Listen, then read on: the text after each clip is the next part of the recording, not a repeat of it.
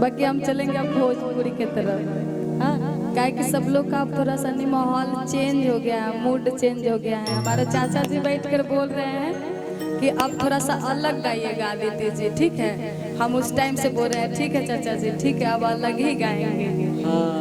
काहे कि बोल रहे हैं कि 17 जनवरी को थोड़ा टाइम से भी आइएगा। हम बोले बिल्कुल आएंगे, टाइम से ही आएंगे। आप बता दीजिएगा कितना टाइम से आना है। तो आइए चलेंगे आप सब लोग के बीच में। हो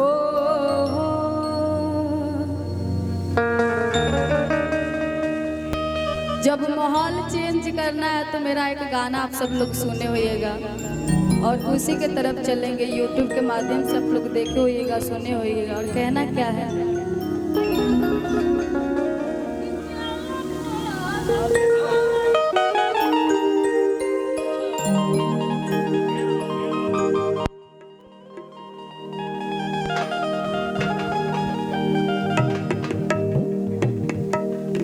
और आइए इसमें पूरा माहौल हम लोग चेंज करके ही रखेंगे। और कहना है एगो औरत के नया नया गौना भाई।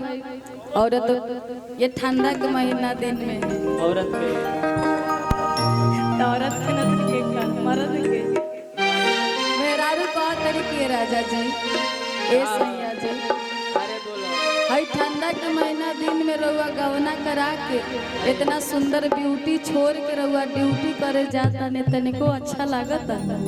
औरत कह तरीका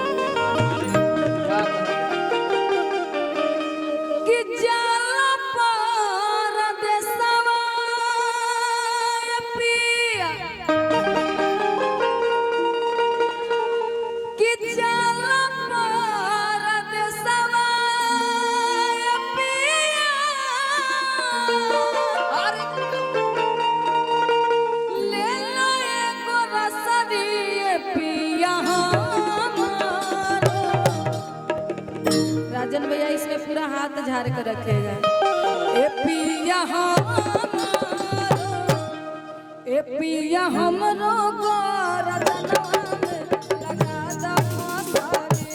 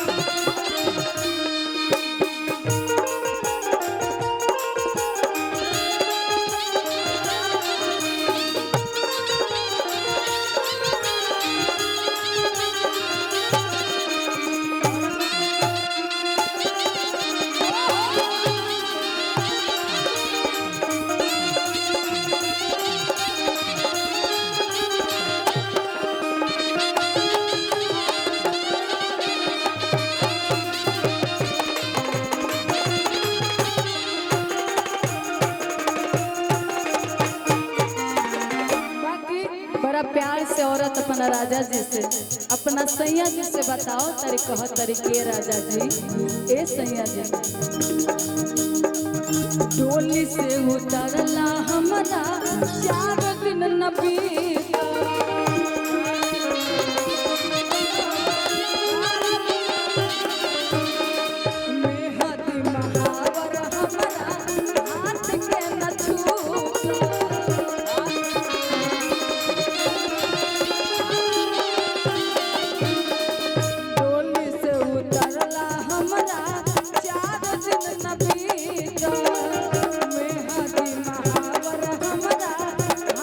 के न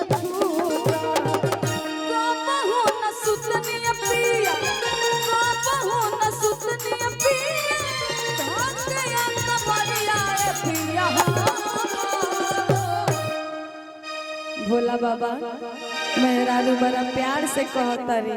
अरे का ए राजन भैया कि कहबहु न सुतनी पिया आन धकिया कबरिया पिया ए पिया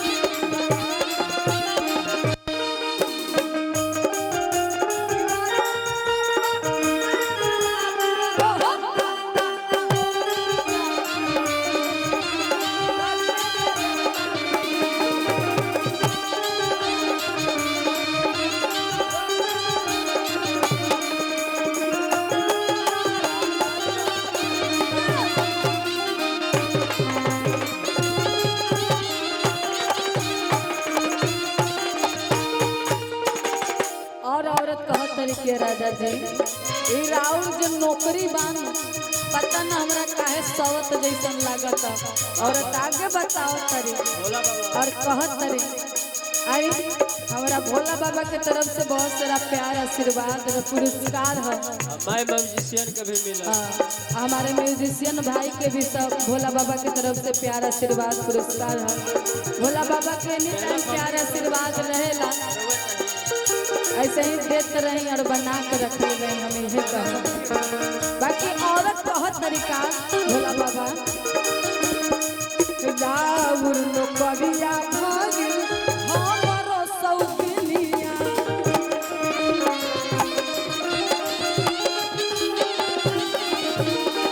तू रहत घर रजऊ हम बनती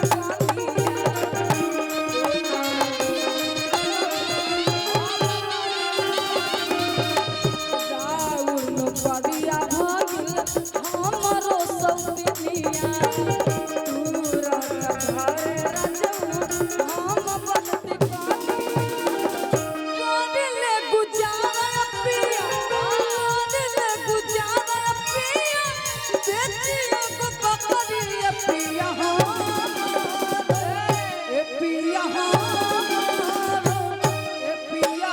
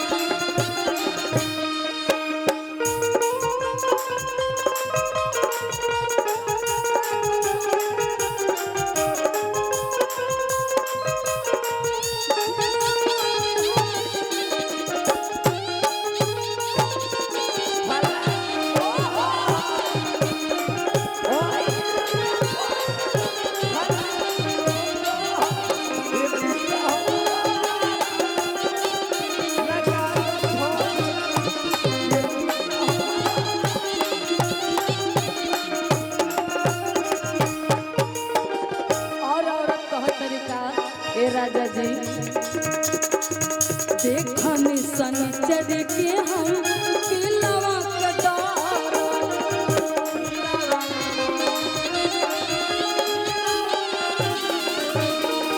4 दिन से छोड़ले बारे ओ